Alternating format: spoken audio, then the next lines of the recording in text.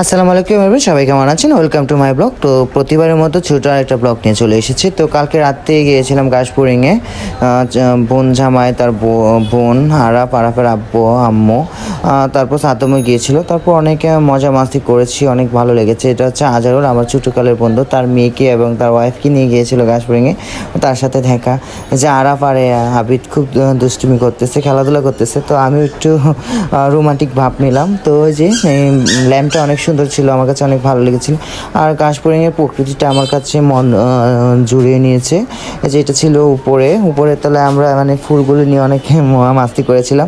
পরে আমরা মেনু নিয়েছি, মেনুতে যার যেটা পছন্দ মতো সে অর্ডার করেছে। আমার কাছে দুইটা জিনিসই ভালো লেগেছিলো, আমি দুইটাই খেয়েছি।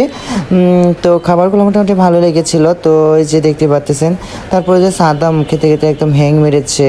আর আরাফ তো অনেক খুশি, আরাফের কাছে অনেক কিছুই মানে সে ভালো লাগে। বলতেছে মামা আমি এটা খাবো ওটা খাবো, আমি বলতেছি তোমার যেটা মন চায় সেটা খাও। তো ভালো থাকবেন সবাই গাইস।